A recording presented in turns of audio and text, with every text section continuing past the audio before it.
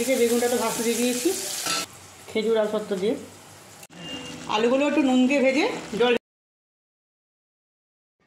শুভ সকাল বন্ধুরা, আশা করি তোমরা ভালো আছো, সুস্থ আছো। তো আজ বৃহস্পতিবার, আর আজকে ঠাকুর পুজো দিয়েই আমার ব্লগটা শুরু করছি।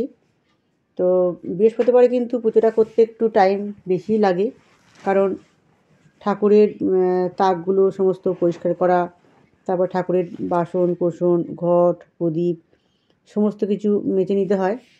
আর প্রতি বৃহস্পতিবারে আমি গোপালকে স্নান করিয়ে তার পোশাক আশাক সমস্ত পাল্টে, তারপর কাঁচা জামা কাপড় আর সোয়েটার টুপি এগুলো সমস্ত পরিয়ে দিই।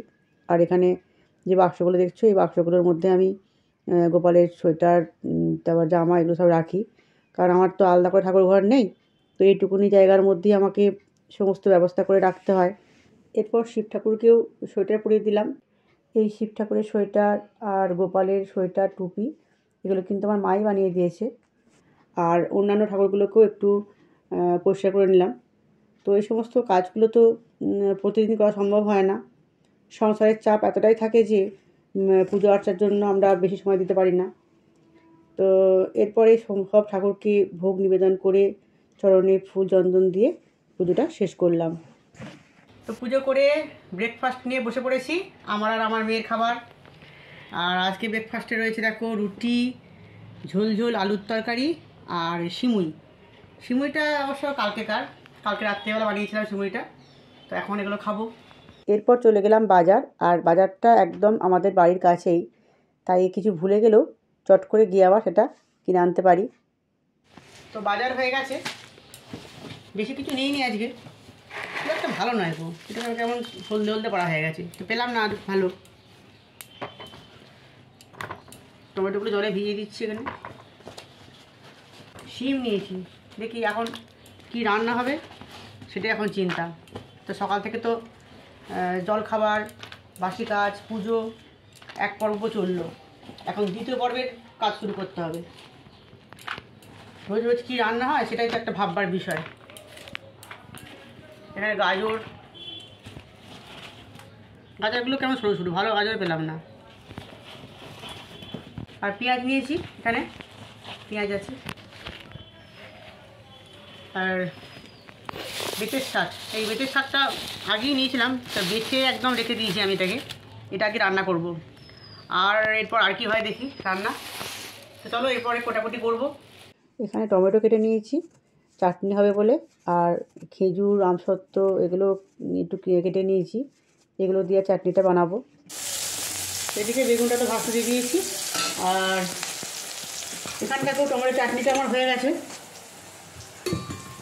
খেজুর আমসত্ত্ব দিয়ে। আর দুদিনের ঠান্ডাটা জমে গেছে, এটা গাঁট দেবো। এদিকে রান্নাবান্না প্রায় আমার শেষের দিকে। এখানে ভাত তো নামিয়ে ফেলেছি, পোস্তটা হলেই হয়ে যাবে। কপিটা ভেজে আমি একটু তুলে রেখেছি, লাল করে ভেজে একটু। আর এখানে পোস্তর আলুটা ভাজতে দিয়েছি, আর আমি একটু ক্যাপসিকামও দিয়েছি। একটু পোস্তর মধ্যে ক্যাপসিকাম দিলে না সেন্টটা খুব ভালো হয় খেতে, তোমরা করে দেখবে। আলুগুলো ভেজে আমি জল দিয়ে দিয়েছিলাম, আর তারপর 2-1 মিনিট পরে আমি কপিগুলোও দিয়ে দিয়েছিলাম, নাহলে কপি ডান্ডিগুলো আবার সেদ্ধ হবে না। আর তারপর আলু আর কপি দুটোই সেদ্ধ হয়ে গেলে পোস্তটা দিয়ে একটু ফুটিয়ে নিয়ে নামানোর আগে একটুখানি কাঁচা সর্ষের তেল দিয়ে একটু পোস্তটা শুকনো শুকনো করে নামিয়ে নিয়েছি। তো ভাত বাড়া হয়ে গেছে, রান্নাবান্না সেরে দেখো বৃহস্পতিবার আমার রান্না করতে না অনেকটাই বেলা হয়ে যায়। তো এখানে দেখো শাক ভাজা, শিমের ঝাল দিয়ে দিয়েছি, আর পোস্ত রয়েছে, ডালটা কালকেকার, চাটনি আছে, পাঁপড়ও আছে, পাঁপড়টা আনা হয়নি। তো এই শিমটা আমি শিখেছি আমার শাশুড়ি মায়ের কাছ থেকে। এটা শাশুড়ি মায়ের নাম দিয়েছে টক শিম। তো টক টক ঝাল ঝাল করে খেতে হয় একটু, আমার মেয়ের খুব ফেভারিট এটা। তো চলো এবার আমরা খাওয়া দাওয়া শুরু করি, খেয়ে নিই। তো এখন সন্ধ্যেবেলায় চাটা খেয়ে বসে পড়েছি কাটাকুটি করতে। গাজর, বিনস, ক্যাপসিকাম তো এগুলো আমি কেটে নিচ্ছিলাম।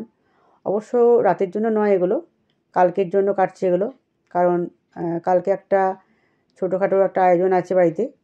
তো সেটা কিসের জন্য আয়োজনটা সেটা আজকে কিন্তু বলবো না, তোমরা পরে জানতে পারবে।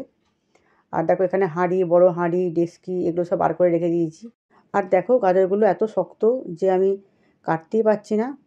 আসলে আমার তো ছুরিতে কাটা খুব একটা অভ্যাস নেই, তোমরা দেখেছো আমি বটিতেই কাটাকুটি করি।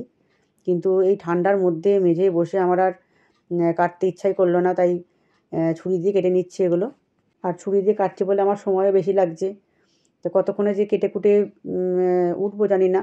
তো এরপরে আরও আমার কাজ আছে, বোতলগুলো জল ভরতে হবে, রুটি করতে হবে। তো আর ভিডিওটা বেশি বড় করছি না।